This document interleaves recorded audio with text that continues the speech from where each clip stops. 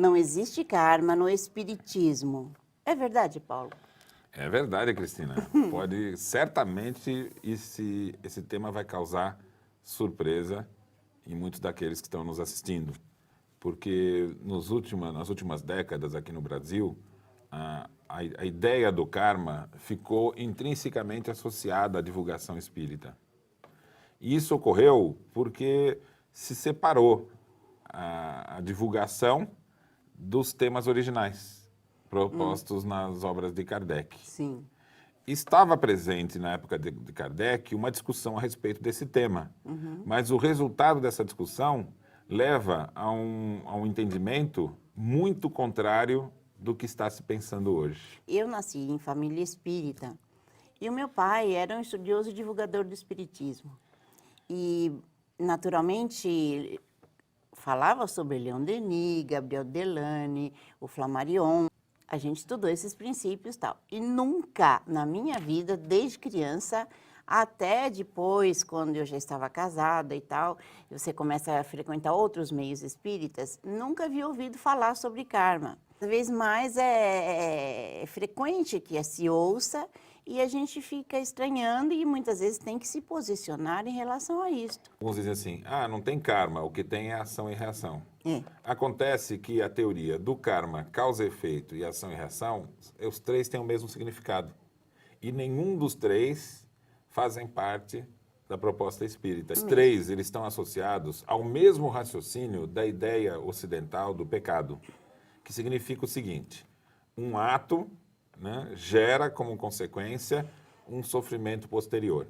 Quando você considera uma vida só, que é o dogma da igreja, o pecado ele é a causa da condenação eterna. Quando você pensa em várias vidas, o erro cometido numa vida, ele vai ser a causa do sofrimento da vida seguinte. Isso cria uma relação de castigo. Essa ideia, ela está presente em praticamente todas as religiões do passado. Entender a proposta espírita vai nos esclarecer que há uma outra linha de raciocínio, alternativa a essa, que vai levar a um outro entendimento também da moral. Todas as religiões fundamentadas e criadas no Velho Mundo, né, na Antiguidade, elas trabalham com um conceito de moral que é a heteronomia, que significa o seguinte, o indivíduo ele age, né, de acordo com uma lei externa. A heteronomia ela fundamenta, por exemplo, você ser temente a Deus. A Deus criou regras que você não precisa nem entendê-las, só obedecer. E se não obedece é castigado. E a heteronomia é bem, quer dizer, ela é casada com a obediência. Isso. Não é com um esclarecimento e uma educação, mas com uma obediência que pode ser até cega, mas se você atende aquilo para você ser bem aceito por Deus ou pela sociedade. E o inverso se você não obedecer, você é castigado. Sim. O Espiritismo vem trazer uma mensagem nova. As relações nossa com Deus e com a verdade não são estabelecidas pela heteronomia, mas pela autonomia. O que significa isso?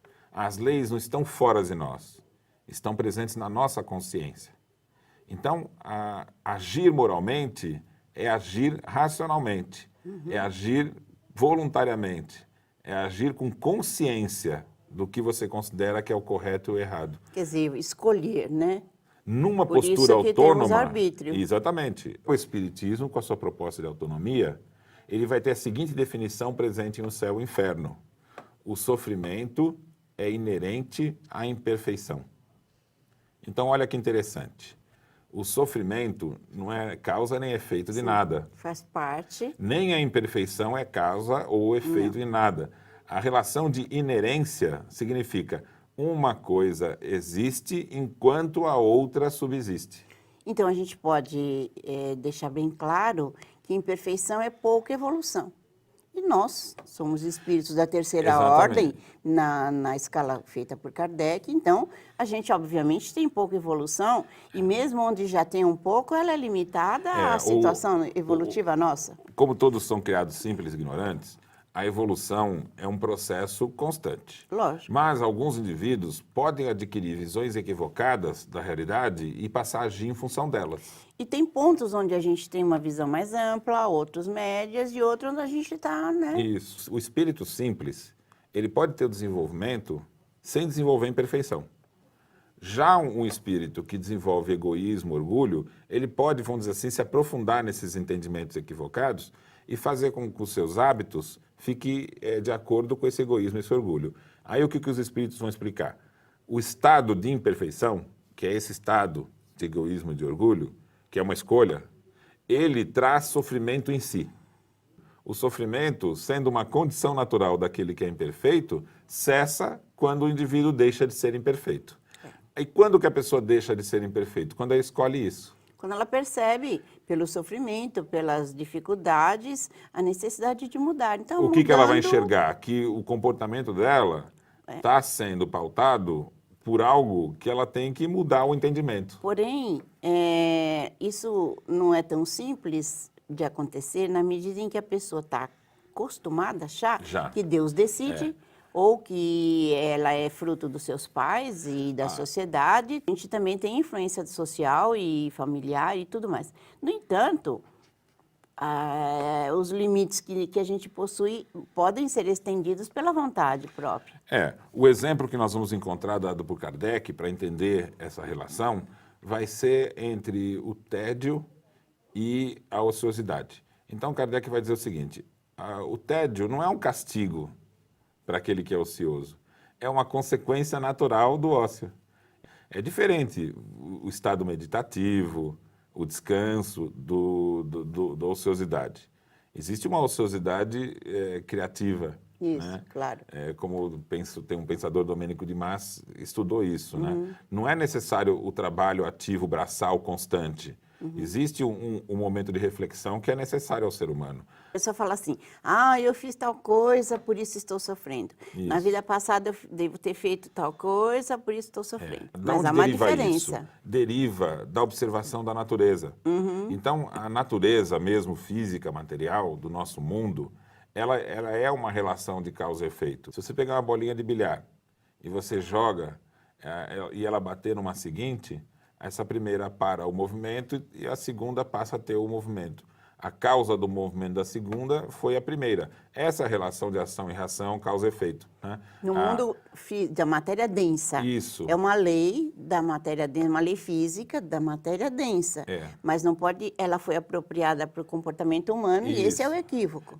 Porque a alma, ela vive no mundo espiritual, que tem uma outra relação física. É uma relação com o externo. Eu vou agir e o externo vai reagir. A moral, segundo o Espiritismo, ela é fundamentada no próprio indivíduo. Ele é autônomo.